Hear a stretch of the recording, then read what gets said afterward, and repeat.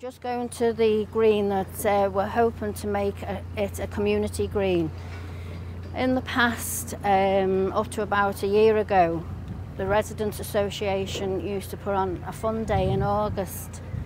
And we used to have waltzes for the older children and talent show, coconut shy and little stalls selling different things, you know.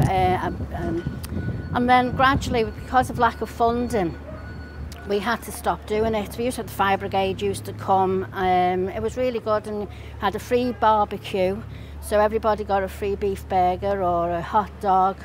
And the Residents Association used to sell tea for 10 pence a cup and a little glass of orange juice, and all that went into the fund to fund things for the children, you know, for something for Christmas. When we first moved onto this estate, which is about 32 years ago now, it was we had a little play area on the green, which had swings and a slide, climb and frame, and the little ones used to love it and really make use of it. But as time went on and society changes, as it does, the older ones set fire to the wooden frames, and in the end it had metal pieces sticking up out of the tarmac and became dangerous. So the Residents Association got together and applied for funding to try and level the grass, to try and level all the land, to make this area here for the children to play football, and for this to be various other where we could do things, but it didn't turn out the way what we wanted to. They took a lot of money for administration costs and didn't leave much left to actually do the work. But we've got a nice green now, but it's a shame that it goes to waste because there's not much around here for the children at all. And starting around November, of course, bonfire night coming up, you get the children starting to get and setting fire to rubbish on the field, and then it just goes on for months. What we need here is something for not only the teenagers but the little ones as well, because they are the future teenagers, and we need to get them while they're little to show them to respect the area they live in, and to keep them occupied, and to help them to look after the area they live in, take pride and respect in it. Where did you have as a child to go? When I was young, we had the streets, but they were safe then, and we used to play all the old-fashioned games, hopscotch and skipping and that type of thing. And then Birkenhead Park was our garden.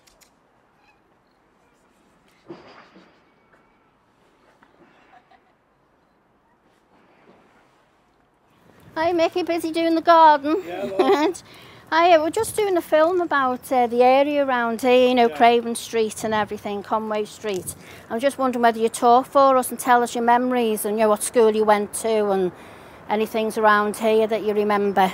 Well, I went down to St. Hugh's. It's like, I've lived down here now for over 30 odd years, and you know, when the road here, the kids in there, they're not too bad, are they? No. Do you think there could be more done for the kids? I think there should be a lot more done for the kids, and that, but they can't play anywhere. You know what I mean? It's only here in the front or in the park. Do you remember Livingstone Street Baths? Did you go there? I went to Livingstone's. Yeah, fourpence to get in. I always remember going and asking my mum, and she had 4 pence. Penny slipper, didn't and she used to say, go and see your dad, wait till your dad comes in and see if he's got the money. But we used to love that. That's where I learned to swim in Livingstone Street, and the schools went there, didn't they? I went to St Winifred's, and we used to get the bus down there to Livingstone Street. But yeah, it was great, and then they knocked all that down as well.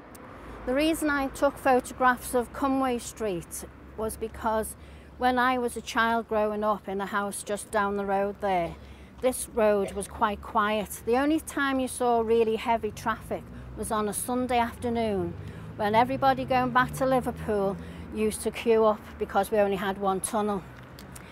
So the queue of traffic used to be right up to St James's Church, and it was quite a novelty really, because you didn't see that much traffic and all the different cars. So when the second tunnel opened, of course, that stopped all that. But the difference was, in the day you could play on Conway Street, you could cross over the road with no problems at all. So I took Conway Street to show the increase in traffic.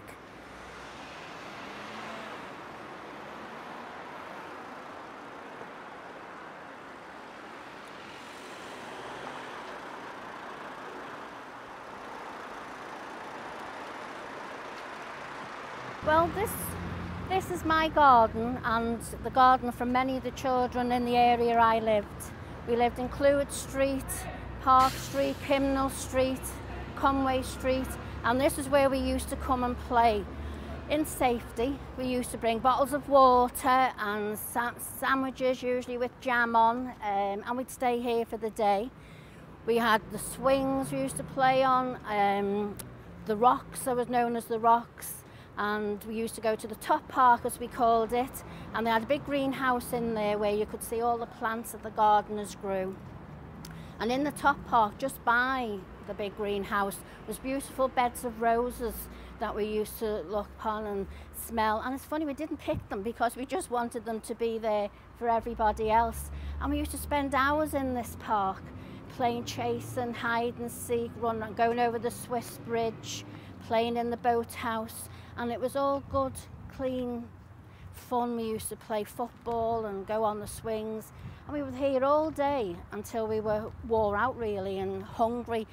And then my memories of coming to the park gate and you just stood at the bottom of Conway Street and looked up, and that my house seemed to be miles away, and your legs were aching and you were hungry and you just couldn't wait to get home. But you thought, I'm never going to get there because it seemed so far away. I used to walk the children to school along here, right? And they had to be very, very careful, because as we were walking along, there were lots and lots of traffic coming down here because the electric board was there. And see that big orangey brick building? Well, that was all electric, and it used to hum. You know, as you walk past it, it used to make this moo noise. It was funny. And then as we got along here, we'd get so far, and Patterson Street's the next busy one, right? And as you go to Patterson, again we had to watch the traffic because it's very busy. And then as we got a bit further along, opposite Cole Street School, which is that building over there, can you see it? Well, we can in a minute. As we go along, you'll see the school, and it's got the playground upstairs, right at the top. Would you like to be up there? Yeah, I bet you would. That's where the senior boys and girls, oh, I think it was only boys, could go up there and play football and that. This is Patterson Street, and at Patterson Street you have to be very careful because the traffic was quite busy. But as we got a bit further, opposite the school, opposite Cole Street School, as you can see, there was a lollipop, not what a policeman was, policeman or man. I don't think we had lollipop ladies and men there. And the children used to cross over to go to school there, and that was your aunties and uncles. Yeah. Yeah, and just a bit further along on the corner was a lovely sweet shop, and we used to go into the sweet shop after the park or after school. Ice creams, lolly ices, everything you could get there, really cheap. I used to have a queue outside, but I don't think it's there anymore. We'll have a look at the shop, and I think you can still see the door where the shop was open. Now, I told you about Cole Street School. Well, we'd walk the children over, right? Mm-hmm. And they used to come down here, and this building, or the one near it, they used to have their dinners. Wow. But they'd come in two sections. There'd be like the first sitting and then the second sitting, because it wasn't big enough to hold the whole school.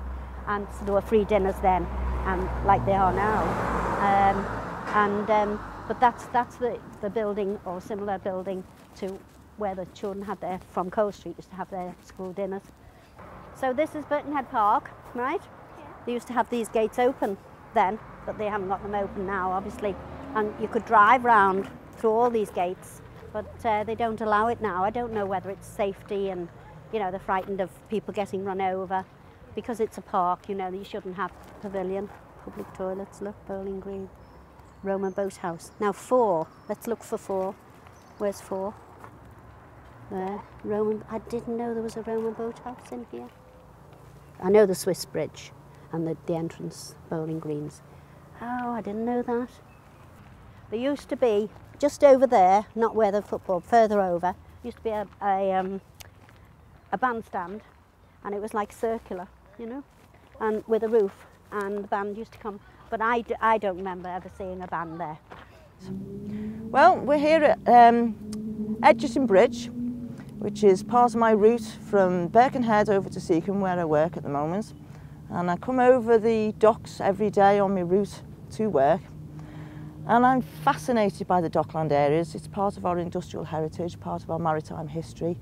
And it's just the old industrial metalwork of it all that I find fascinating. The fact that it's decaying, but it's part of a regeneration area. But the old metal and the decay of it all, and as it decays, it has this kind of organic feel to it, and it blends in with all the new areas. But I just love all the old wood and the old metal, and they try and redo places up, but you can't redo these old bridges and old dockland areas. You just have to leave them as they are, because they're entrenched and they're here, and they're too big to take away, but they're just majestic, and I just think they're fascinating. Most of the time we don't stop and really take notice of what's on our way, and doing this project gave me the chance to actually stop and have a really good look across the dockland areas and just across the areas that I pass every day when I'm driving and just don't really take too much notice of. And I think we're really lucky, we're blessed to have all of this just on our doorstep. Well, on my journey to work, as part of the Docklands area, is this wonderful building here. I don't know what it's called, but everyone from Birkenhead and Seacombe will recognise this building. It's absolutely famous. It's derelict, and I don't know what's going to happen to it. I'm not sure who owns it now or what the plans are. But at the moment, it's an old sandstone and brick built thing. And it just looks like there's all kinds of weird and wonderful things have happened inside there. And every time I drive past, I often wonder what's going on and what's gone on. If those stones could tell stories of what's taken place within its walls, it'd just be amazing. All of this area is due for regeneration. And in a way, I think it'll be sad if all of this gets kind of done up and dolled up, because there is a beauty, like I said before, a beauty in the old decaying kind of structures that are around here. So I just love it, and at different times of day, when I come here in the morning, the light's different as to when I'm coming home in the evening, and it always looks slightly different every time I cross here because of the reflections from the water and the sky. It's just beautiful. Every day it's something different to look at. We're at Seacombe Library now, which is where I'm working at the moment. It's quite an old building, and looks a bit sorry from the outside, but inside it's very bright and breezy, and it's a real resource for the area. It's quite a forgotten area in some ways. There's no train station in the area, and it's just a strange place. People feel quite isolated here, and I think the people epitomise the sort of peninsular mentality. There's quite a lot of maverick people around here, very feisty people, and I think it makes for a very unique area. The library is not very well used, unfortunately, as all libraries in the area, but we're hoping bit by bit to engage the community and bring them in to use what's theirs. It's here, it's for free. In this little area we've got the local shops, we've got some new shops, we've got some betting shops, we've got the new Tesco's, mostly what people need around here. But the library, well, here we are. Like, you got the post office that was over the road. You got the post office that was over the road. That was over there for years, until the last couple of years. As I say, obviously that's been moved recently. You know, obviously due to this regeneration. It's over the road there, which was next door, which was the hairdressers. Well, it's been a number of things, but most recently it was the hairdressers. These two other places really haven't really been anything for years. You know, they were a fish and chip shop, you know, years ago, but they haven't really been anything for many years. They've been boarded up. Then so the same as these other two here. Like that place that they're in now, that used to be Hutton's off licence. Hutton's off licence. That was Hutton's for probably about 25 years. Then you've got the other shop on the corner there, she used to, well, she's only just recently moved. She was up, she must have been in there about 20 odd years, you know, like a stitch and, you know, stitch and time place. And you've got, as you can see, you've got the chemist. You've got the chemist, that's been there for many years. You've got, well, that used to be the video shop up until the last 3 or 4 years. And you've got the co-op. Now, as you go, that next one used to be the fruit and veg shop. And you've got the butchers. And then, so then if you want to come back here, you've got Yvonne's. You've got Yvonne's here. I mean, that was there for, that was there for like 20 odd years. But before then, it used to be called Appleton's. It was Appleton's. It was a place where you could buy paint and all the rest of it. You know, I mean, that was there for many years before Roy's, because Roy and Yvonne used to be on the corner of Seymour Street. And then next to that used to be a fish shop, John Norbury. They used to be next to that. Then just trying to think what was next to that. Used to be a fruit and veg shop, and then on the corner of Whitfield Street, on the corner there, used to be a newsagent. And then as we go a little bit further along, just on the corner of Liversidge, you had a motorbike shop, SRTs, and then you had the what was next to that? You had the bookies, you had the bookmakers. You had the fish and another fish and chip shop, and then you had trying to think what was next to that. You had what was next to that then? Did you grow up around here? Oh yes. Well, I live in Whitfield Street. You say I've lived in here. I've lived here all my life.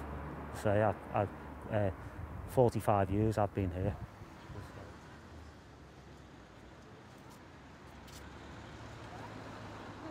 And Kelly, how long have you lived in Rockferry? 18 years, nearly 19. Have you? Do you work or are you still at college? Or? No, I was in college doing hairdressing, but the 22 weeks finished. Right, okay. Is there anything about the area that you particularly like, enjoy doing? Just that I've been around here all my life. So what do, you know, if you're going out for a day or a night or? Go out with me mates and have a little badgie. Yeah. Did you ever use Burn Avenue baths when they were open? When I could swim, yeah. Yeah. Do you know any of the other things that went on in those baths? When you're in primary school and you used to go there for your little swimming. For your swimming lessons? Yeah. Did you?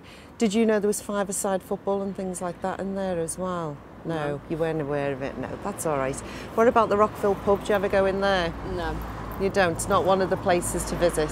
No, I don't really go in the pubs around here. Do you not? Can you see yourself staying in Rockferry or do you think you'd move someday? No, I want to stay in Rockferry. Do you? I like it. Do you? Well, that's good. What do you like about it? Is it the people, the place? The people, and it's just that I know the place very well because I've been around here all my life. Yeah. If you had the chance to have something done with the area, what would you like to see? Better things in it for children. When you say children, do you mean little ones or teenagers or what do you think? Teenagers, because they're just like wrecking the place now. And the bagheads, get rid of the bagheads. Yeah, that's a little bit easier said than done, but I know certain things are trying to be done. Do you have any memories of when you were smaller, living in Rockferry, growing up here? By Mersey Park, because I went Mersey Park school. Do you? I used to live by St Caps. Do you? Did you enjoy going to the park? Yeah. Did you? Have you got brothers and sisters that live in the area as well? 2 older brothers. Have you? And do they use the parks? Yeah. As you were all growing up? Yeah. What sort of things did you do at the parks? Just like on the swings and going out with your mates and Yeah. just playing football and mad things like that. Because when you think about Rock Ferry, it's got 2 great parks. There's nowhere else on the Wirral got 2 really big parks. So in a way, Rock Ferry's very lucky to have them parks. And you went to school nearby the parks and you were able to enjoy those things. Yeah. Did the teachers ever take you into the parks? Yeah, when it was like in the summer, there's a mad little ring thing where they built all the swings and everything. You used to go there on your dinner, and when you used to do sports day and all of that, that's where they had it. Isn't that nice? Well, thanks a lot, Kelly. This is 372 Old Chester Road, where I was born many years ago. The road's changed enormously since I lived here. For a start, we were the only family in this road with a car, and now nose-to-bumper cars, as is the same in most places. It was a great place to grow up, even though I didn't realise it at the time. We had a fabulous swimming baths just across the traffic lights there, 2 beautiful parks at the back. The local schools were wonderful. I remember the teachers quite well. And opposite is a pub called the Rock Villa Hotel, where my dad used to play snooker, and I believe he was very good at it. One major point for anybody who did live in Rock Ferry, especially near Old Chester Road, which is something they'll always remember, the chemist shop down the road used to make its own candy floss. It had a huge silver drum. You were never allowed to hold the stick while Mrs. Fogg did all the work. You would watch your pink candy floss grow in front of your eyes, and as a child, that was magical. I remember this as one of the entrances into the swimming pool. It was the only reason I used this building was to come and swim when I was allowed to as a teenager. But the building itself had many uses. There were dances held here on a regular basis. They had a false floor to cover the swimming pool with. And aside from dances, they also had 5-a-side football. And they had quite a big league that used to run from this building. In fact, I think it's fair to say that over the years, this is probably one of the very first buildings that was built for a specific reason, i.e. the baths, a bathing, swimming pool. But it was also used by the community for so many other events. Originally, it wasn't just a swimming pool. This was the place where families came to actually bath themselves because they lived in houses that didn't have bathrooms. So they would come along here and pay to have a bath as a bath, not a swim. So that in itself makes it slightly unique, although other swimming pools of this age and era did offer the same. But not many of them had a floor that would cover the whole of the swimming pool and change it into a dance hall or a football ground, a football pitch as it were. And they used to have a diving club, a very famous diving club that also ran from here. And now sadly it's closed down and it needs a lot of repair, but hopefully something will be done with this place in the future to restore it to one of the most wonderful buildings in Birkenhead, certainly in Rock Ferry.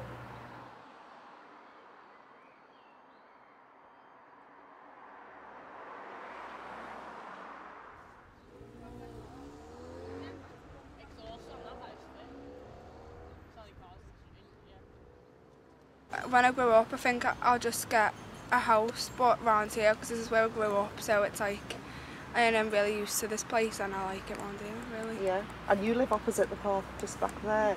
Yeah. Have you lived there all your life? Yeah. Yeah. And what about you, Tiffany? Where do you see yourself after school? Will you stay in Rock Ferry or will you move on? Yeah, probably. Probably stay in Rock Ferry, yeah. Will you? Yeah. And what about you, Holly? I want to, like, move away from it. And what would you do if you moved away? Like, just get a job somewhere abroad and just, like, start again. Yeah. Like, start properly. Anything in particular that you want to do? Photography. Right, Whitney, whereabouts in Rock Ferry do you live? Just near by the train station, Rock Ferry train station, near the new houses, near the Lovell ones. Yeah, I know where you live. And can you see yourself staying in Rock Ferry when you leave school? Yeah. Can you? What would you like to do? I want to be a singer when I'm older. It might not happen if I'm like in Rock Ferry, but I might like move to Liverpool if I could, but I'd like to stay around here if I can, because it's a nice place. I'm getting used to it and I'm growing up here, and it's just like my home really, and I can't imagine myself somewhere else. That's brilliant. Have you got a family living here as well? Yeah. Do you think they'll stay in Rock Ferry? Yeah. We're quite lucky really, because there's 2 parks in Rock Ferry, isn't there? There's Mersey Park and this one, Victoria Park. Yeah. Is there anywhere else special in Rock Ferry that you can think of that you would like to go to or could have when it was open? The Vikings, it's round the corner from my house in Rock Ferry Primary School, and I go there and it's quite fun really because we play football and stuff, and it's not a girly thing, but you get really into it and you like playing it every time you go there. And it's like a little tuck shop and stuff, and you're allowed to play on the Wii sports games and stuff, and it's really fun. We done like just like sports and that. Like every now and again we used to go there and just like do basketball or something like that. And like every Saturday I used to go with my mate Molly. I used to go and they do different, you like do half an hour swimming and then you do half an hour like boxing or badminton or something. Would you like to see Burn Avenue open again? Yeah. Oh, I work here, and my children were born at Arrow Park, but Burn Avenue, they used to swim there, and they used to go down there quite often, and they often used to have parties down there. So the parties at Burn Avenue, that's what I remember. That's good. Do you use the park much? I do. I'm on the park panel, and I come down a lot, and I love the park. It's brilliant. I remember when I was little, I used to walk down here with my family. We used to come play in the park with my little sister. I just remember it all the time. My nan and granddad grew up here, and so when they like bring me around here, it's really nice to like listen to all the stories about when they were growing up and where they were living, and like about my great granddad and that, and my nan and that. Can you tell us any more about your nan and granddad? Do they still live around here, or where did they grow up? Whereabouts? They grew up here, and then when my great granddad and nan died, they moved down to Bebington, and they had my dad and his brothers and all that. And yeah. And do you want to share any special stories? Well, my nan and my granddad lived kind of around here, and my auntie used to go to Prenton, and but she moved because they had to move to Upton. But she like always tells me the stories like when she was coming around, like on school trips and everything around here and stuff like that.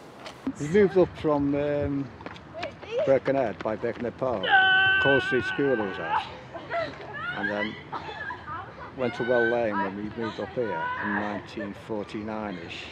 I was in Well Lane over there for a few years, and all Bedford Drive juniors and Prenton High School.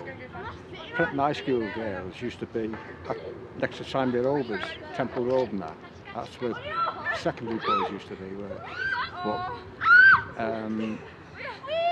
when they opened the junior section, it used to be all allotments all the way up there, both the units, like the secondary school girls and Bedford Drive juniors.